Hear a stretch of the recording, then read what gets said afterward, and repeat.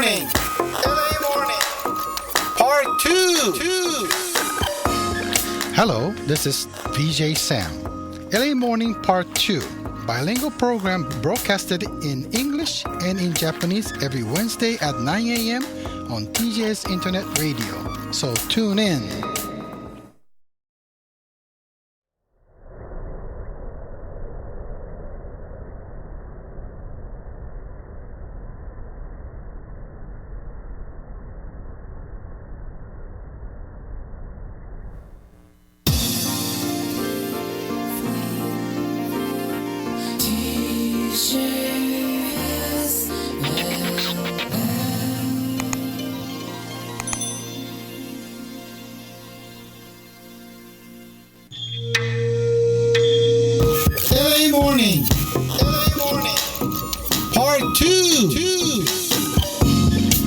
Good morning, Los Angeles. The time is 9:15 a.m. on Wednesday morning on June 30th, broadcasting live from TJS Radio Studio in Torrance, California.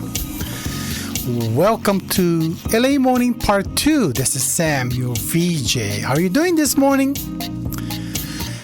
TJS Radio presents news, sports, weather, and other useful local information in both English and in Japanese.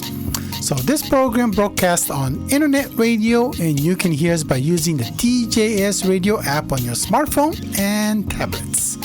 Or you can also hear us by accessing our website at www.tjsla.com and find our radio player by clicking the right-hand column of the page.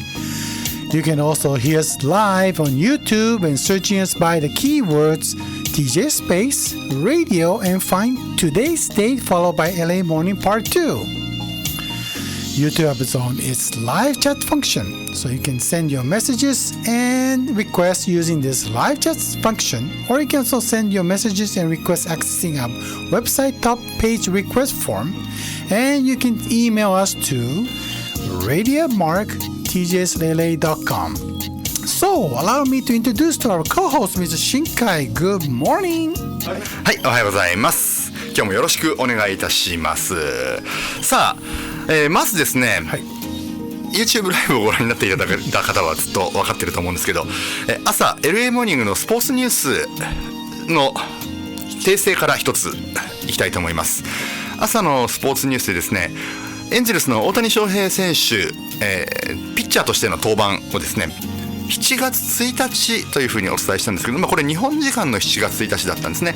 このアメリカでお聞きの方、訂正のご意見もいただいたんですけど、7月の1日ではなくて今日6月30日ヤンキース戦、6月30日のヤンキース戦で大谷翔平投手が先発予定ということです。楽しみですね。これも盛り上がっていきたい。昨日の2本のホームランはね、すごい。特にね、2本目のホームラン、2本目のホームランは僕ね、普通にね、ライトへのもうなんていうの、日本語で言うとライナー、もうまっすぐのかなと思ったら、あっという間にライトスタンドに飛び込むっていうね、あれはびっくりでございますよ。はい、今日もね、どんな二刀流を見せてくれるのか、楽しみでございますね。データでいくと必ず2回はホームラン打つってことだから、本当にやってるからびっくりするんですね。すごいですよね。はい、一体このままどこまで行くのか、非常に楽しみです。はい、さあ、今日もですね、この番組ではラジオの前のあなたからのメッセージ、リクエストお待ちしております。 E メールの方、radio@tjsla.com、radio@tjsla.com、 あるいは TJS ラジオウェブサイトトップページにありますメッセージフォームからもお送りいただけます。そして YouTube ライブも引き続きお楽しみください。そう、この書き込みの中に今有利まんじまるさんがライナーって日本語なのかだった。そう、こっちだとラインドライブって言いますね。うん、ライナーとは言わないですね。これ私こっちでソフトボール、去年今年できなかったんですけど、やってる時に、始めたばっかりの頃ライナー打ったって言ったらですね、アメリカ人にライナーって言われて、それはラインドライブだねって言われて、はい、そこで勉強しました。そうなんですよ、ラインドライブなんですね。はい、こんな風にね、これって日本語なのなんていう話もお待ちしております。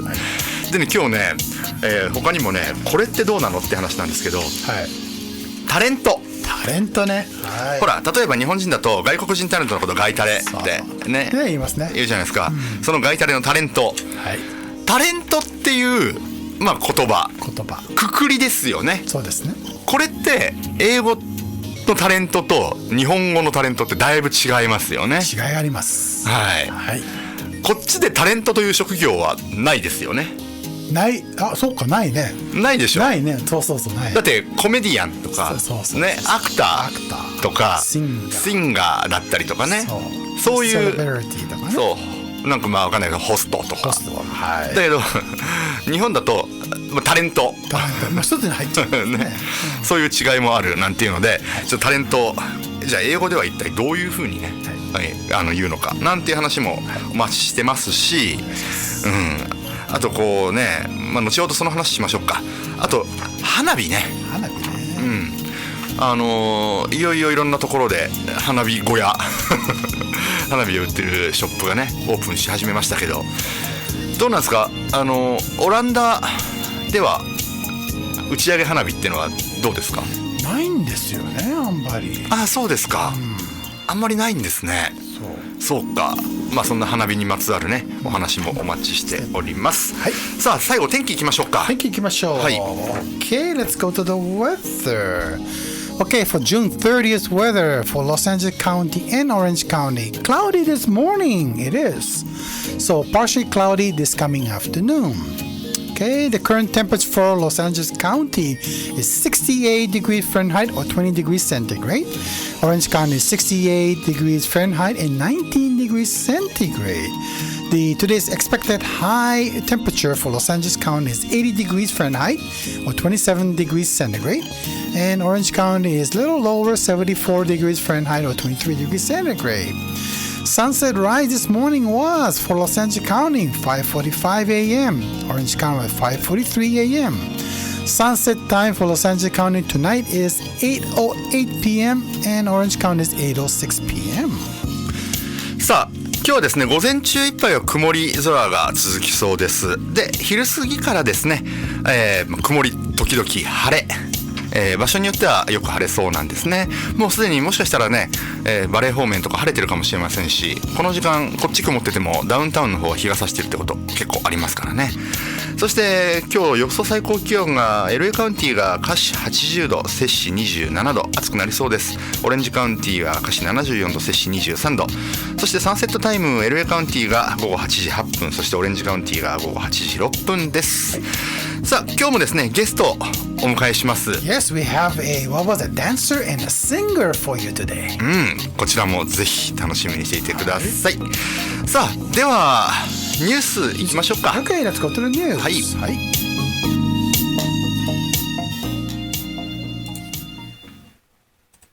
Time for the news.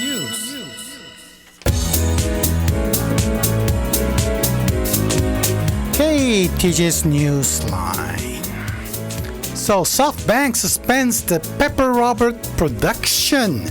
Softbank Group has suspended the production of the Pepper humanoid robot and is cutting the workforce of its global robotics business. The company's robotics unit, Softbank Robotics Group, says it stopped making the robot at the Taiwanese plant in the summer last year. Company officials says demand is weak in Europe and elsewhere as many of commercial facilities have been unable to make in-store sales due to the coronavirus. So they are also saying inventory is sufficient for the leasing service. Softbank has been reducing staff members and redeploying the personnel in United States, Britain, and Japan. It was also plans to let go some of the 330 workers in France. Humanoid robot is designed to recognize basic human emotions and is used as the company reception and commercially facilities. It grabs attention when it went on sale in 2015, but the company now faces the challenge of reassessing its robotic strategy. Company officials say they will consider resuming production if demand recovers. They say Pepper Service as the face of the company so will remain the business of the while reviewing their plans in the field, including the development of other robotics. ソフトバンクグループが人型ロボットペッパーの生産を去年の夏から停止していることが29日分かりました。需要が落ち着いて十分な在庫を確保したということです。ソフトバンクグループ傘下でロボット事業を手掛けるソフトバンクロボティクスグループによりますと、ペッパーはレンタルが多く在庫がある一定程度積み上がったということなんですね。で、中心拠点のフランスなど世界各地で人員を削減しています。広報担当者はコロナ禍で非接触の需要は、もうこれはもう非接触の需要が非常に強いということで、今のところはね、これまだまだ伸びるんじゃないかということで生産終了ですというのは否定しました。ただ今生産はしていないということなんですね。でソフトバンクグループはですね、2012年にフランスのロボットメーカーアルデバランを買収したんです。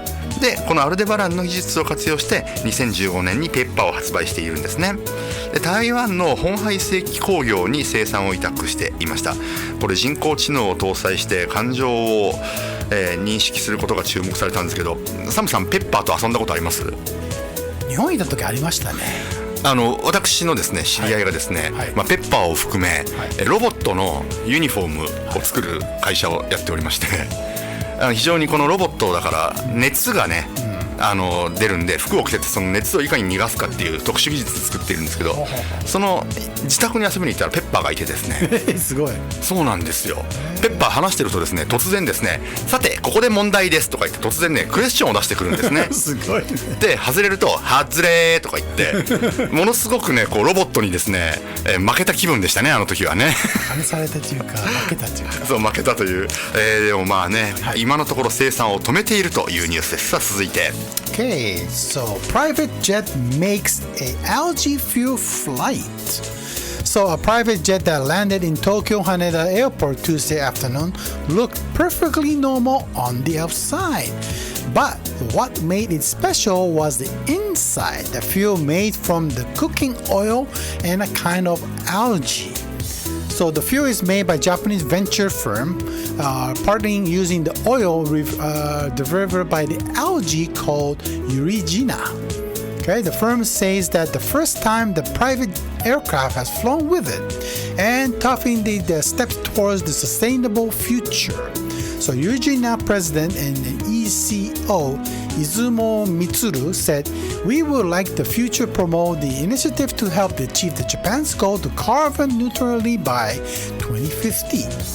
So biofuel emits carbon dioxide when it combusts, but the algae is made from the absorption of the gas of the photosynthesis, which helps to reduce the carbon footprint.The firm plans to establish a large factory around 2025 to produce 25,000 kiloliters of fuel a year.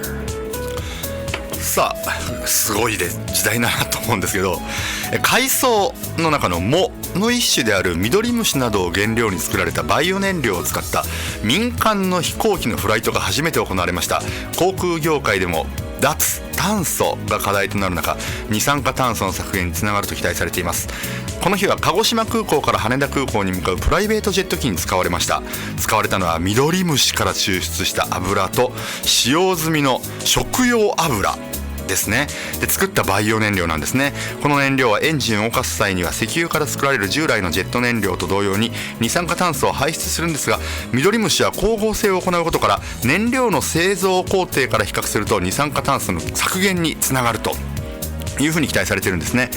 ミドリムシの培養を手掛けるベンチャー企業では2025年をめどに大型のプラントを作って現在の実証施設の2000倍の規模となる年間25万リットルを生産する計画です。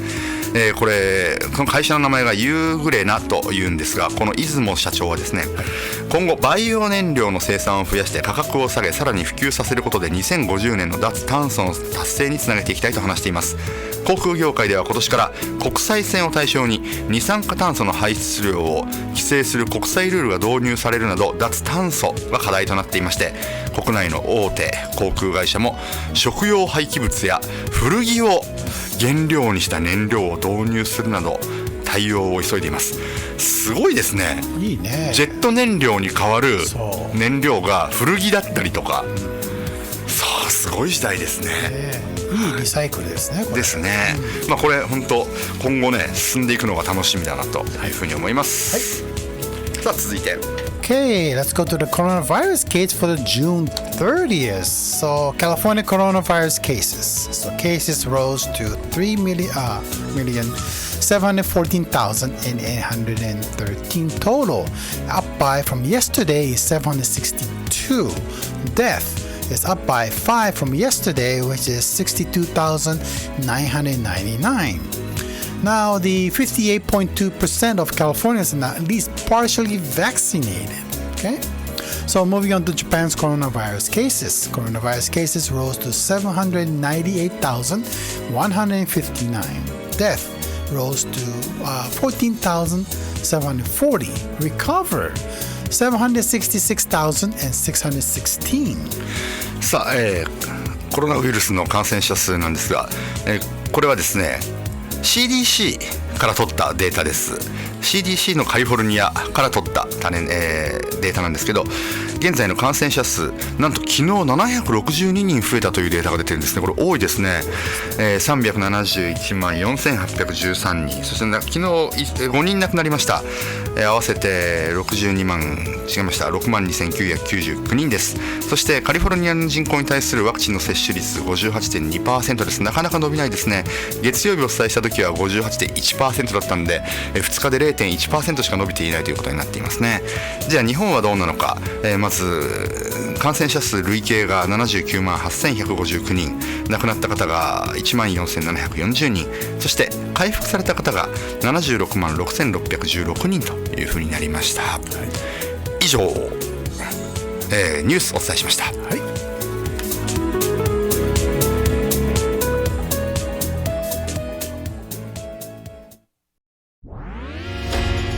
毎週金曜日午後8時から8時10分までお届けしている Winz Around the Globe DJ の高橋理恵です。お気に入りの古くて新しい音楽などをジャンルレスにボーダレスに DJ クリスとともにフリートークを交えてお届けしています。 So stay tuned. What happened on today?What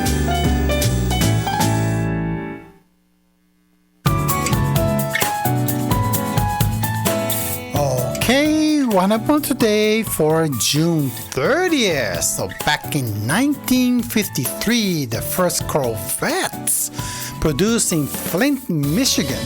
So the first Corvette was production in the Flint, Michigan on June 30th, 1953. And only 300 Corvettes were made for the 1953 model. And it was all polo white in outside, and it was all red in the interior.そうなんです。1953年の今日あのシェビーのコルベットの生産がスタートした日なんですね。いわゆるもうファーストジェネレーションですね。今一体コルベットは C いくつまで来てるんだろう。 C7 とかそれぐらいまで来てるのかな。 C8 とか分かんないですけどね、で当時はあれなんですって、アストロノート、そうですね、宇宙飛行士ね。宇宙飛行士になる人にはコルベット1台プレゼント。そう打ち上げ後にね。だからね、僕のねイメージですけど、映画のアポロ13、トム・ハンクス、あの映画の中でトム・ハンクス確かにコルベットに乗ってるんですよね。それを思い出しました。いや名車ですよね。すごいね、ですね。さあ続いていきましょう。Okay, back in 1955, the Johnny Carson Show debuts on CBS. So CBS introduced the primetime variety show, Johnny Carson Show. It was just a half-hour program and was one of the first starting vehicle for the Carson, Los Angeles-based comedian. ジョニー・カーソン・ショー。これねご存知の方多いと思いますけど、1955年の今日 CBS でスタートしたんですね。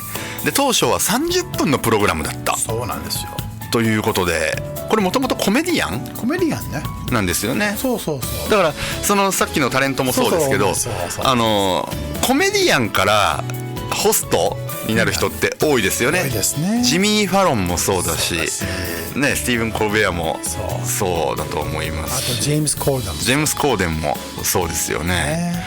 そう日本だとタモさんがね、タモリさんそうコメディアンからもうやっぱり、ホストというイメージが強いですよね。関連性があります。関連性ありますね。はい。そして日本はと言いますと、まあ日本というか世界もあるんですけど、国際小惑星デーっていう日なんです。小惑星ちっちゃいこれ調べてみたら、もうすごく昔にシベリアに、直径何キロとかの小惑星が衝突したっていう日みたいですね。あとは、まあ、トランジスタの日とかね。そうだね。アインシュタインの記念日、相対性理論ですよね。などなどいろいろあるということです。さあでは誕生日いきましょうか。Okay, birthday for June 30th. So today is Mike Tyson's birthday, American former professional boxer. He was born in 1966 and celebrating 56 years old today. マイク・タイソンの誕生日なんですね。56歳になった今でもですね、去年かな一昨年かな一回こうスペシャルマッチやったりしましたけどね、顔にまでタトゥーが入ってしまっているという、マイク・タイソンでも強かったな。覚えてますね。この人まだ耳かじってんのかなあれ誰でしたっけね、相手ねかじっちゃった人ね。覚えてんな。さあ続いて、Okay, he is one of my favorites, bass guitarist, Stanley Clarke. He was born in 1951 and celebrating 70 years old today. スタンリー・クラークです。まあこれジャズベーシストですよね。もうスタンリー・クラークといえばベース界の神みたいな感じですけどね。70歳を迎えました。さあそして日本人ですね。次は Okay, Japanese actor Akiyoshi Nakao. He's married to his wife, I think Naka Risa. She's another one. And he was born on 1988 and celebrating 33 years old today. そうなんですよ。中リーサさんの、まあ旦那さんといえば中尾くんです。中尾明義さんですね。このね俳優さん僕好きなんですよ。中尾さんは。あとね中尾さんはですね、車も大好きで日本ではスーパー GT プラスっていう、レースの番組のホストもしていたりするんですよね。あと中里依紗さんもいいですよね。ね、彼女がいつもほら中里依紗でーす、出てくる YouTube の中で車いろいろと紹介してますよ。そうでしょ。あれやっぱりね中尾さんの影響ですね。なんですよね。はい、33歳に中尾さんになりました。はい、では曲いきましょうか。 Okay, let's go to the birthday boy from Stanley Clarke and George Duke, Sweet Baby。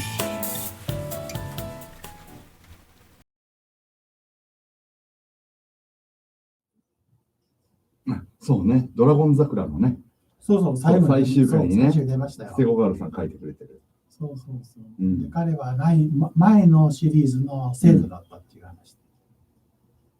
ああ、そうか。そういう理由か。それで最後出てきたっていう。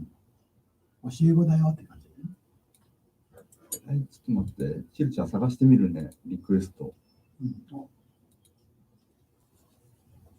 Okay, you just heard a song from Stanley Clarke and George Duke, Sweet Baby.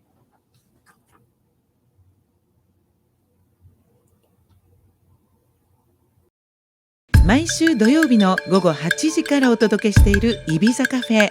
DJ はヤコミカです。私が今とっても気になっている話題をおすすめの音楽とともに紹介しています。イビザというフレーズにグッときたあなたもそうじゃないあなたもロサンゼルス TJS ラディオに Stay tuned。 So today's guest, we have a dancer and a singer. Please welcome Winz to LA Morning Part 2. How are you doing this morning? I'm great. Hope everyone else is out there great. Hope you are too. All right. さあ今日のゲストはですね、ダンサーで、そしてシンガーですね、ウィンズバートさんをお迎えしております。電話がつながっています。さあじゃあ早速質問に移らせていただきましょう。まずは、そのシンガーそしてダンサーになったきっかけ、こちらを教えてください。 So, Winz, please tell us what made you become a dancer and a singer? Ooh, let's see. Well, I always, when I was growing up, I was very shy.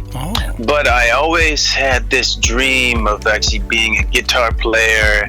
And I used to listen to music constantly. 24/7, just listening to music. I would have my head to the speaker and just learning the words and the parts of the song. It was always just something I was just so into.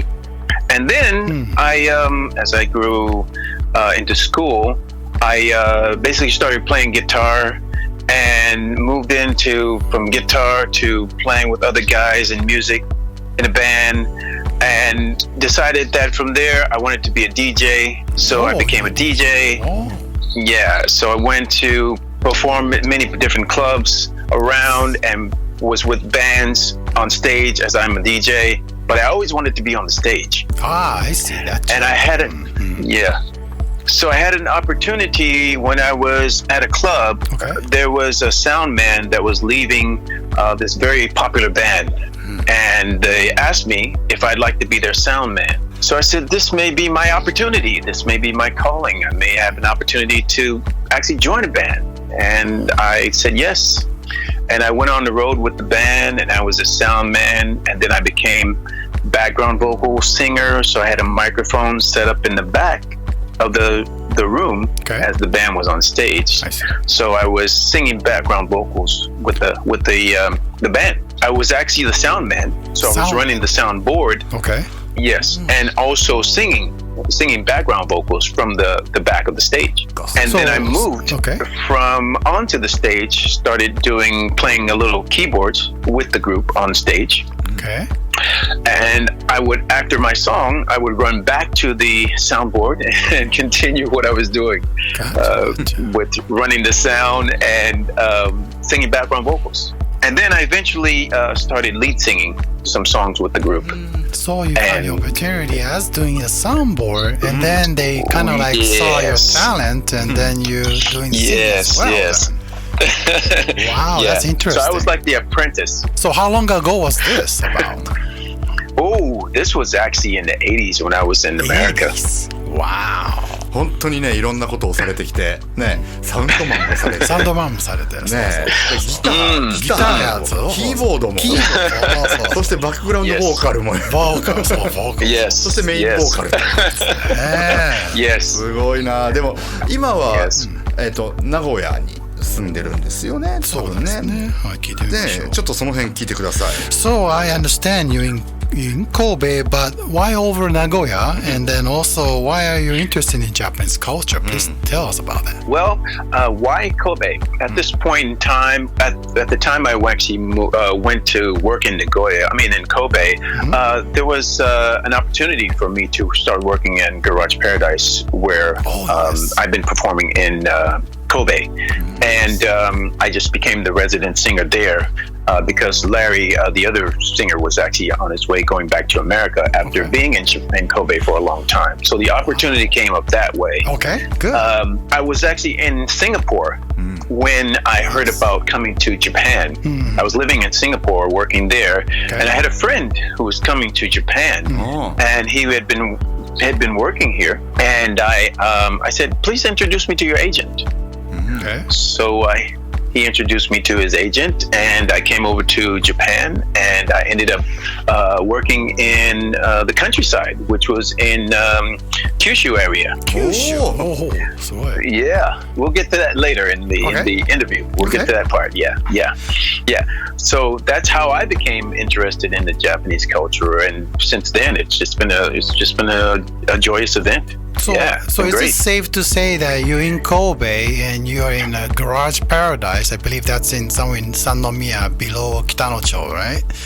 So you've been doing there exactly what? I mean, are you actually doing performance or are you doing dancing or? Yes, I've actually been a performer on stage. Yes, on stage. Performer there. Yeah, on the stage. Yeah, a solo performance, basically. Solo performance. So what is the actual interest that you became in Japanese culture? I mean, you were in Japan, I believe, so many years now, right? Maybe 5, maybe 6 years or something? Well, I'm always interested in learning something new. So it's actually, like I said, before I came to Japan, I was actually in Singapore. So it was a learning experience because it allowed me to venture not only to Singapore and learn the culture there, but I was able to go to Malaysia, Indonesia, the Philippines, Hong Kong, because they were all so close. So I always, when I was young, I always had a desire to go overseas and to experience a different lifestyle. It was perfect when I was able to come to Japan and to experience. タイミングですよね。Yes. スフィアジャパンによりますと、日本ではもう大活躍されているシンガーソングライターの愛さんとなんか一緒に活動されてるなんていう話も聞きますけど。はい。So per Sophia Japan, please tell us your involvement with Japanese American singer-writer. Her name is, I think, Ai Karina Uemura. Oh, Ai. Yes. AI. Yeah, AI. Okay, so when I mentioned to you that I was actually, when I first came to Japan, I was actually in Kyushu. I was actually performing for the first time in Japan in Kagoshima. Kagoshima. And I was actually, and I is from Kagoshima. Yeah. So I actually was in the club and I actually met this lady named Barbara. And she happens to be AI's mom. Oh, really? Oh, wow. You went to the source, didn't you? No, it just happened that way. I'll explain. When I met her, I knew nothing about her daughter. I knew nothing about she was a singer or she was famous in Japan. Nothing like that. Wow. And, she was telling me about her daughter, but it never really dawned on me that I would actually be working with her or performing with her or meet her. And as I was actually in Kagoshima, after that period, I went to work in Yokohama. Okay. And I didn't go back to Kagoshima anytime soon. So after Yokohama, I went to Nagoya to work in Nagoya. Okay. And actually, there was her manager. Was, I believe, he was living in Nagoya. Oh, and he came into the club because they were looking for a background vocalist. And so happened that's how I got connected with AI. Wow, is that a coincidence or what, huh? Yeah. What a timing.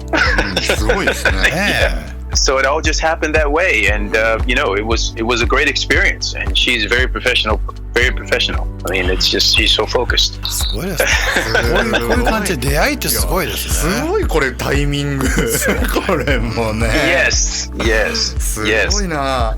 まあもちろんそうやってね、愛さんとも一緒に仕事をしてますけど、やっぱり神戸といえば忘れてはいけない。そうね。So for Kobe, I know the way we kind of got involved with this radio show is Mr. Deep, right? So please tell us how you met him in Kobe then. My brother Deepu. Okay, yeah. Brother Deepu. Wow. So actually working in Kobe. Yes. Deepu, he was a regular of Garage Paradise, and he knew Larry, the previous singer before. Yes. There is a particular song called "I Need You" that is played every time Deepu walks into the venue. This is his song. This is his baby. Yes. This is Deepu's baby. Yes. That's right. So therefore, I think we actually made a connection just by in Garage Paradise, and we hit it off, in Garage Paradise, because I didn't know Deepu before then.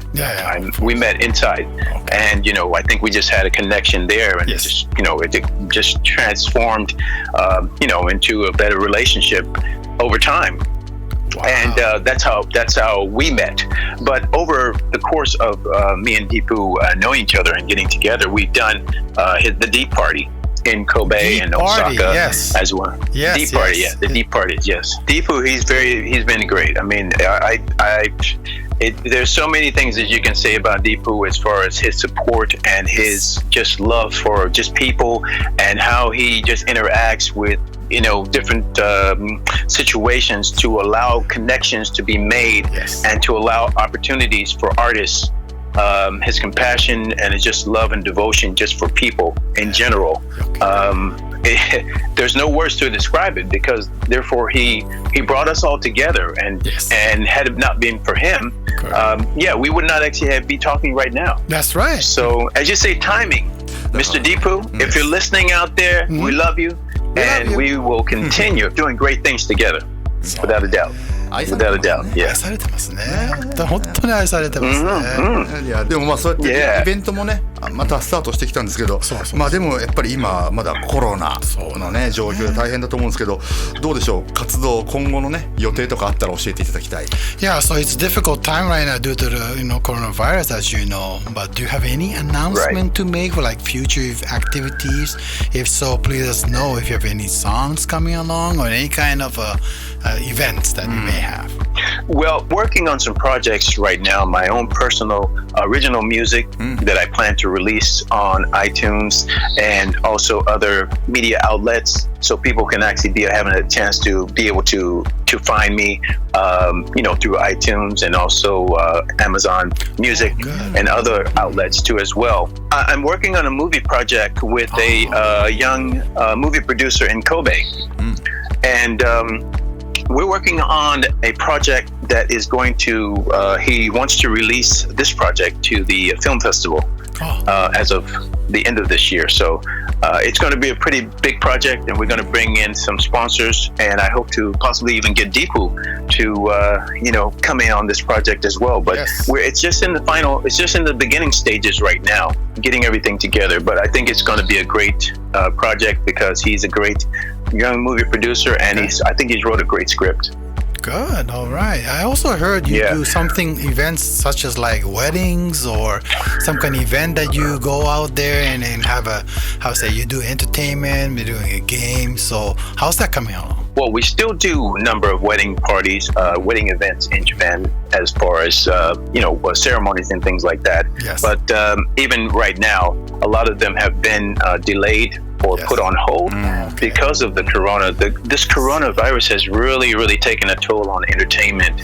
And I really have to continuously try to encourage other performers, entertainers out there to just keep your spirits up. さっきは iTunes とかね、Amazon Music って言ってましたけど、どうやって検索すれば出てきますかね? Yeah, could you tell us how we can search you or find you on the social media platform?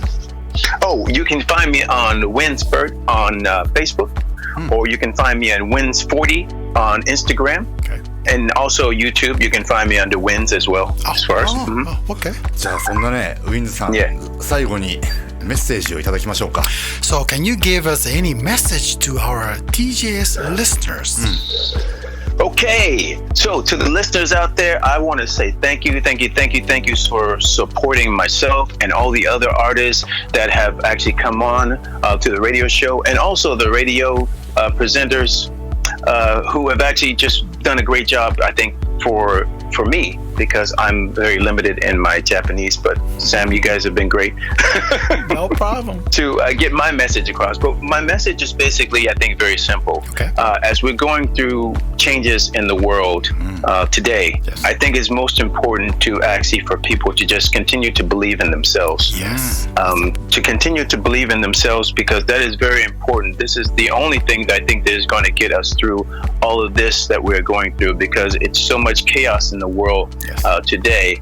And I think the balance that we have to find within ourselves is just the belief factor that we can actually overcome anything. いやーなんか深いですね。深いですね。もうこの時期だからね、やっぱりね、いろいろと大変なことあるけども、やっぱり自分をねちゃんと信じて、ねこれ重要ですよね。重要ですね。はい。でも本当今日もね面白い話が伺えてよかったんですけど、じゃあちょっと最後に曲をね。そうですね。So we're going to play some of your song. Could you introduce your song, please? Oh, okay. This is actually another project that I'm working on with another friend of mine. He's an American friend. He actually has a, I guess you would say it's a stuffed animal that is called Fantabulous. And we wrote this song. He wrote this song.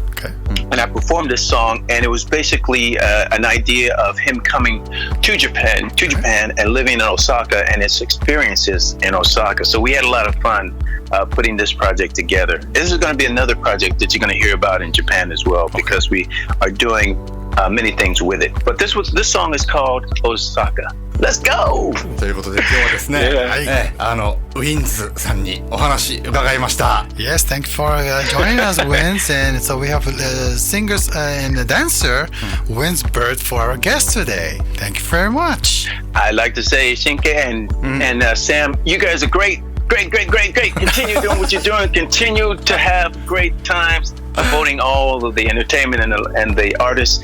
And I love your radio show. ありがとう。Thank you. Thank you. Take care. Okay, bye. Okay, all right, bye.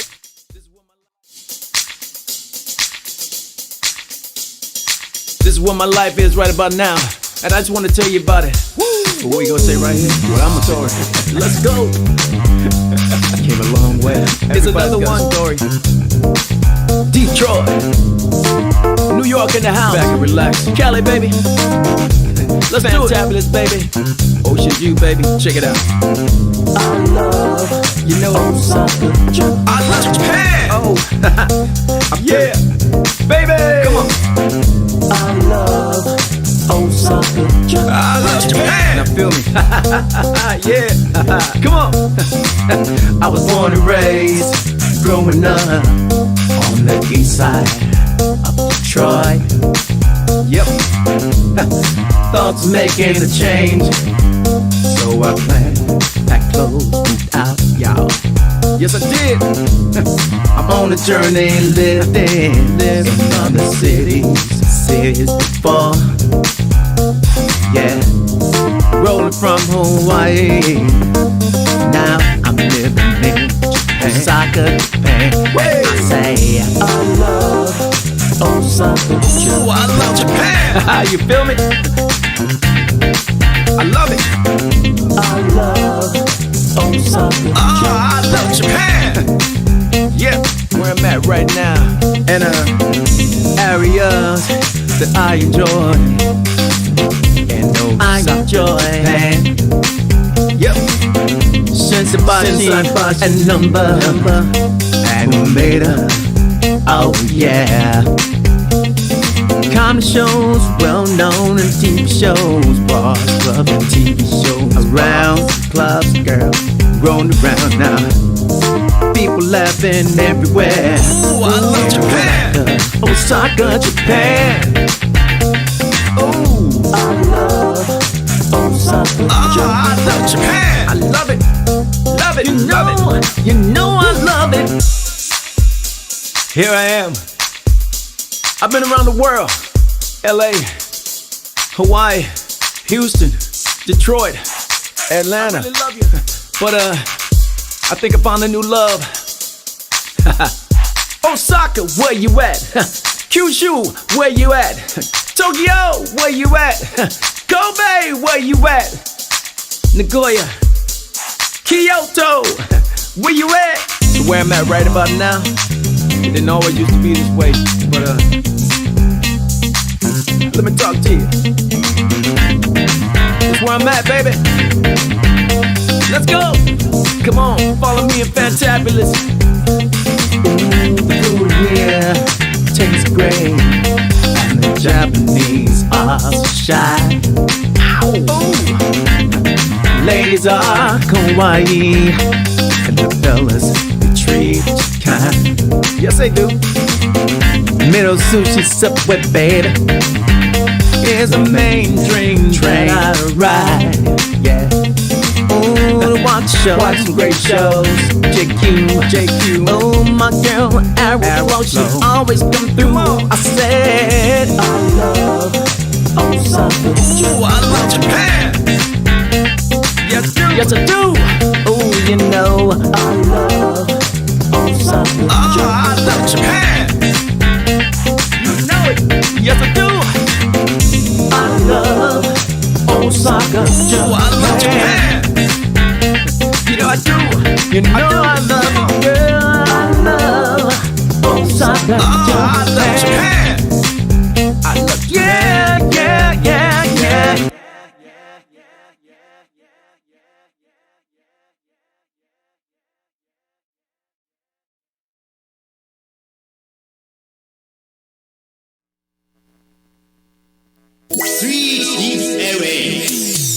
ロサンゼルスから注目のトピックス満載でお送りしているスイートディグズ LA。 問題です、はい、日本酒は何からできてる？お米。そして瓶。浅いな。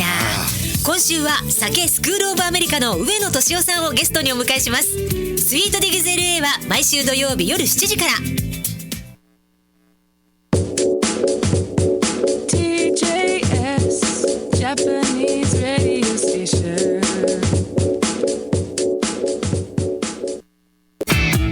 Time for the sports news.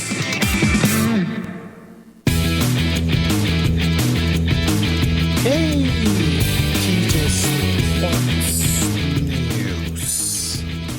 Okay, Joe Biden may visit Tokyo Games. The U.S. President Joe Biden has indicated that his wife may visit Japan for Tokyo Olympic and Paralympic Games. Biden has asked by the reporters on Tuesday whether the First Lady Jill Biden will go to Tokyo. He said they are trying to work that out right now, and that's the plan.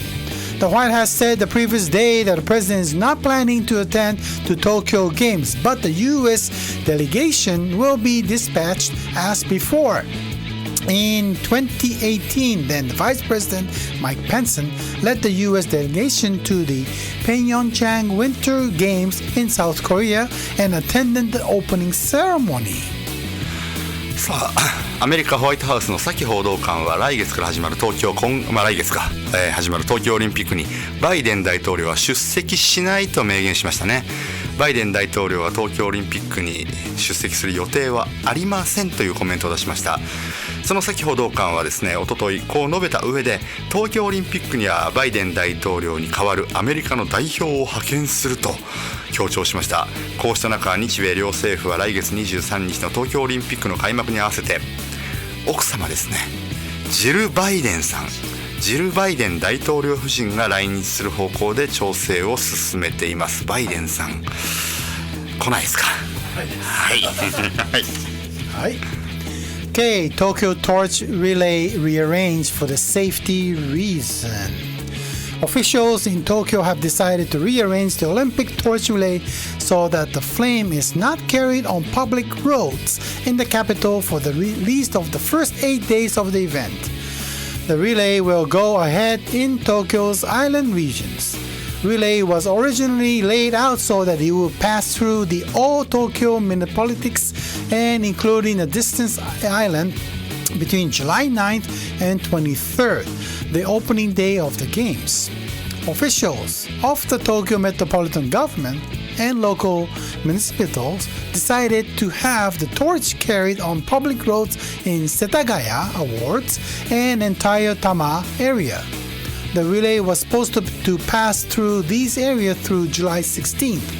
They cited the spread of the coronavirus infection in the capital as a reason for the decision. Instead of the torch relay, officials are making arrangements to hold ceremonies without spectators in which the torch barriers will pass on the flame. The relay is the island region of the July 15th 16th will pass public streets as planned. Officials say they will postpone the decision on the way to relay is to conduct it the rest of the Tokyo from the July 17th because it is difficult to predict the infection situation. They say they will make the decision as quickly as possible. Tokyo government officials say that they will begin making the preparations to hold the torch relay on public roads in all sections of the whole city. So the latest decision regrettably, they added that they will proceed the prediction of the ceremony, which will be torchbearer will relay the flame. 全国を巡回しているオリンピックの聖火リレー、開催都市東京で7月9日から大会が開幕する23日にかけて、島ですね、島しょ部も含めた都内すべての自治体で聖火をつなぐ計画だったんですが、このコロナの感染拡大の状況を踏まえてスタートから7月16日までの8日間に予定していた世田谷区と多摩地区の全域でのリレーについては公道での実施が中止されることがですね分かりました。代わりに聖火ランナーなどが出席して無観客で点火セレモニーを行う方向で調整を進めているということです。一方15日と16日7月15、16に行われる島でのですね初頭部でのリレーについては予定通り公道で実施するということで、島ではね公道で走るということです。また関係者によりますと、東京23区を走る7月17日以降のリレーについても感染拡大の状況が見通せないとして判断を7月5日まで先延ばしする方針だということです。ちなみに昨日おととい私の地元 FM 富士がある山梨県は確か聖火リレーをやっていたような気がします、はい、そうだったなというふうに思います。以上スポーツニュースでした、はい。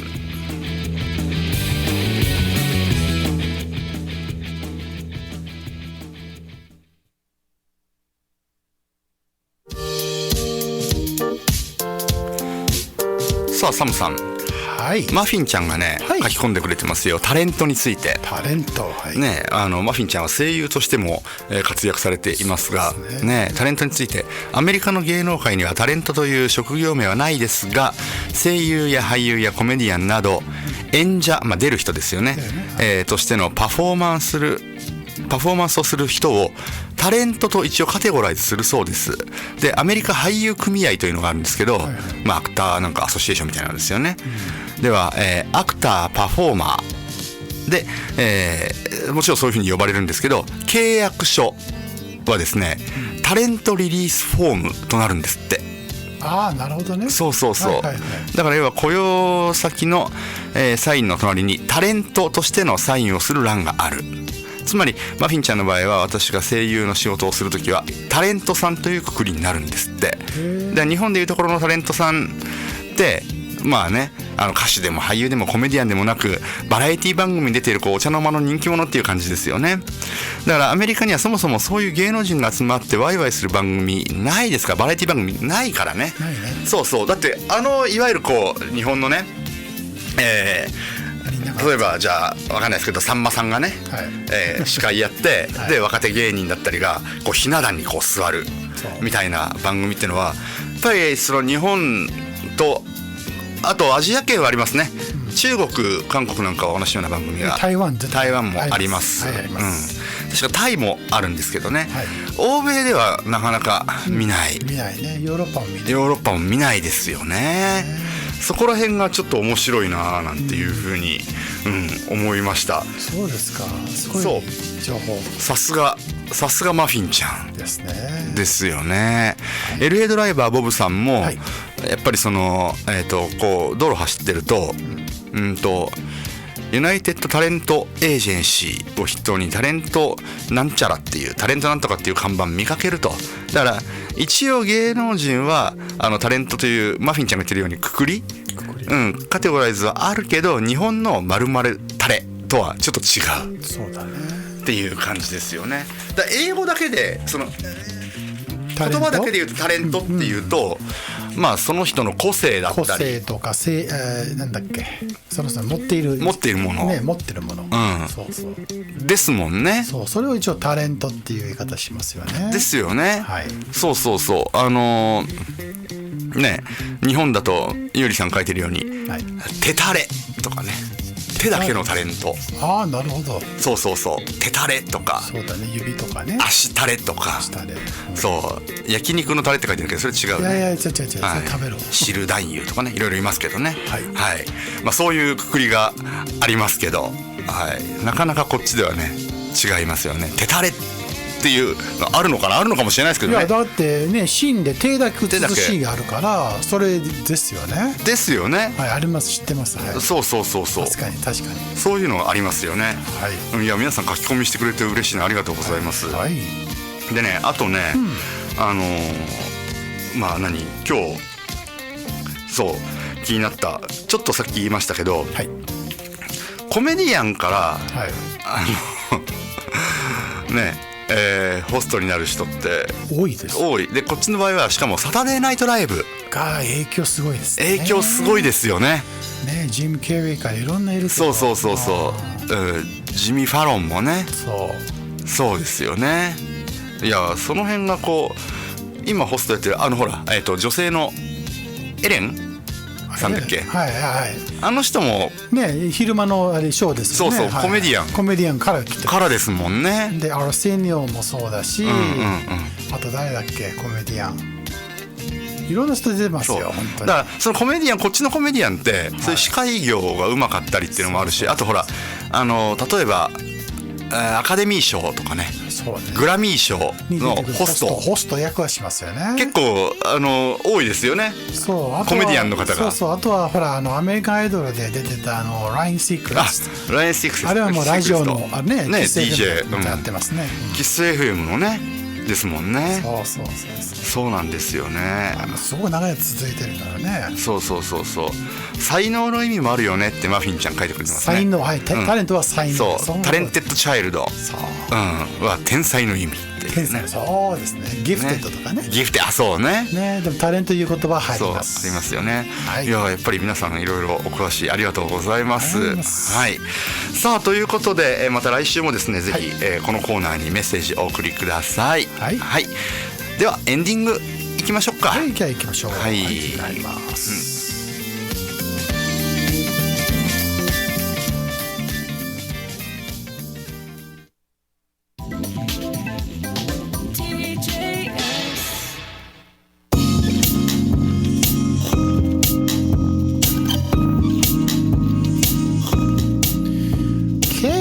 How did you enjoy so far with the Wednesday's LA Morning Part 2? It's coming closer to the end of the 49th broadcast, June 30th.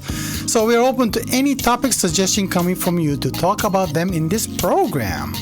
So please send your messages using a request form from our website, or you can email us to radiomark@tjsla.com.Or if it's easier for you, you can send them your message through the YouTube channel using the chat function. Please search us by typing the keywords TJS space radio during our live show. And also don't forget to watch our studio live cam from our website www.tjsla.com. So see you next week on Wednesday at 9 a.m. on TJS Internet Radio.さあこのまたね1週間ありますので、お好きな時にですね思い立ってぜひメッセージお送りいただければ嬉しいです。 E メールの方、radio@tjsla.com、 radio@tjsla.com、 あるいは TJS ラジオウェブサイトトップページにありますメッセージフォームからもお送りいただけます。せっかく、TJS ラジオのウェブサイトに行ったらですね、ぜひライブカメラもですね見ていただきたいなと、いうふうに思います。なかなかこうね、ライブカメラって街の様子映してるだけですけど、見てると面白いんですよね。なんか飽きないんですよね。飽きないね、いろんな人歩いてるし、僕たまに渋谷のスクランブル交差点のライブカメラ一回開くとちょっとないところで見ちゃうんですよね。そういうのも、面白いかなというふうに思います。で最後書き込みでね、ゆうりさんがバイデン夫人がね、日本に行ったらきっと都内はね道路の規制がかかるんだろうなっていっぱい言って、いやもうそれはもう絶対ですよね。その時ゆうりさんね、行き先が都内じゃなければいいですね。そうですね、大変ですね、運転が。で来週アン・ルイスさんは出ません、一言も言っていません。なんでそう思ったの？来てくれてもいいんだけど、出てくれてもいいんですけどね。そう誰かちょっとコネクションあったら言ってくださいよ。サムさん頑張ってくれたんですよ。ダメだったね、なかなか難しかったね。だけどもしいたら、ちょっと出てやってよって言ってください。面白いんだよ。ですね。さあということで、お別れの時間となりました。今日最後の曲ね、もう一人誕生日がいたんですよね。そうですね、知らなかった、この人。正幸田中's birthday 1955 celebrating 69 years old today. And we're going to play his song from Crystal King 大都会。ということで今日はですね、大都会クリスタルキングの田中正幸さんの誕生日ということで、クリスタルキングの大都会を聴きながらお別れです。今日もお付き合いくださいましてありがとうございました。お相手は私新海圭樹と Sam Vandenberg。 See ya。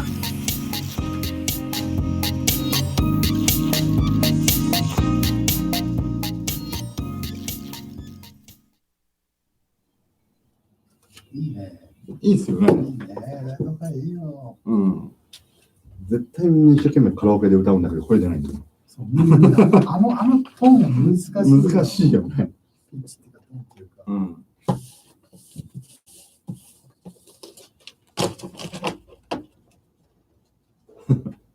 クリキンって言うな。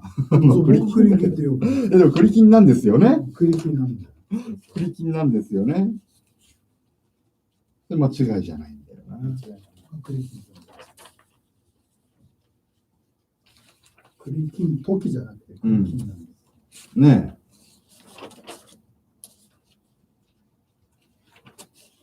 え。小学1年生の。クリキン。クリカンじゃないですよね。